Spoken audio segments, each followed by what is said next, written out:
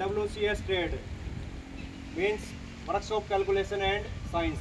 जब आप लोग एडमिशन लेते हो ITI में तो आप लोगों के माइंड में होता है मेरे को एक अच्छा मैकेनिक बनना है, अच्छा इलेक्ट्रीशियन बनना है, ये माइंड में रहता है।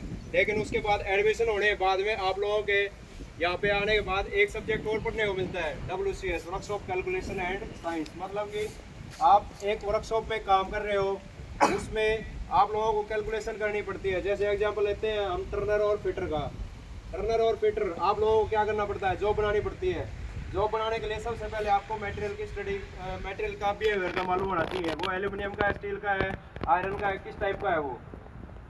उसके बाद उसके ऊपर अगर प्रोसेस करते हैं तो उस पर क्या रिएक्शन रहेगी, तो ये सब आपके माइंड में कैलकुलेट होता रहना चाहिए। क्योंकि जब आप जैसे टर्नर का एग्जांपल लेते हैं, टर्नर ट्रेड में ऑपरेशन करते हो, जैसे टर्न करते हो जॉब को, तो उसमें क्या होता है आपको कितना डीप कट लेना है, कितना उसमें मटेरियल वाइप आउट होएगा हर एक टर्न के साथ में, और उसका साइकिल टाइम क्या रहेगा। तो ये सब आपके माइंड में कैलकुलेटेड होना चाहिए कि मेरे को इतने थिकनेस की, इतने डाया की मेरे को जॉब बनानी है।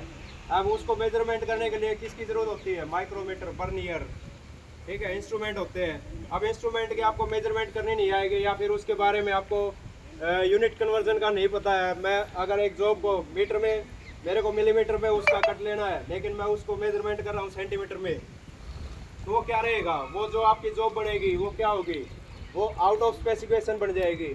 मतलब कि जो अपर लिमिट और लोअर लिमिट जो डिफाइन कर रखी है वो उस स्पेसिफिकेशन में नहीं रहेगी, और वो क्या रहेगा, वो आपका या तो रिजेक्ट हो जाएगा या मटेरियल, या फिर होल्ड हो जाएगा, और वो यूज़ करने लायक नहीं रहेगा।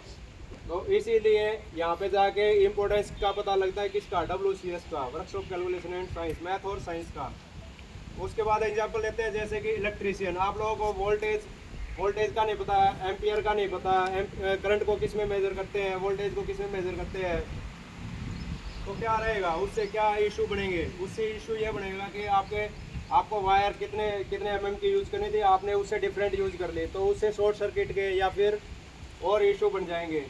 ठीक है, तो इसी का इम्पोर्टेंस रहता है इसका, साइंस का, साइंस फैक्टर आता है। उसके बाद अगर बात करते हैं कि अभी अपना फ्यूचर क्या बनता जा रहा है, रोबोटिक और आर्टिफिशियल इंटेलिजेंसी।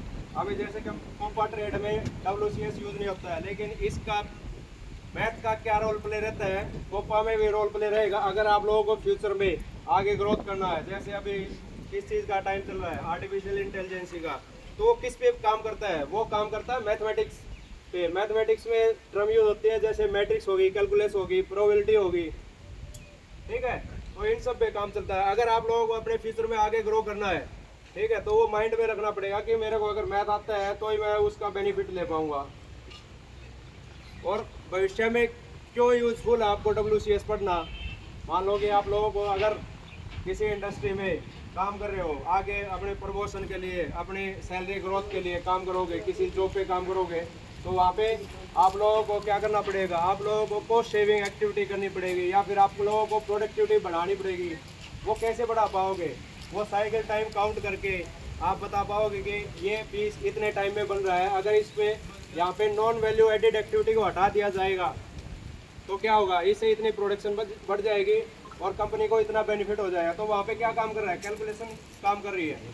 उसके बाद जैसे आप लोगों को अच्छे PSU सेक्टर में, जैसे DRDO, ISRO, defence research and development organisation, ISRO, ठीक है, यहाँ पे अगर आप लोगों को एग्जाम देना है और अपने कैरियर को किस में, गवर्नमेंट सेक्टर में लेके जाना है, तो वहाँ पे क्या रिक्वायरमेंट होते हैं, वहाँ पे मैथमेटिक्स का बहुत बड़ा पोर्शन आता है।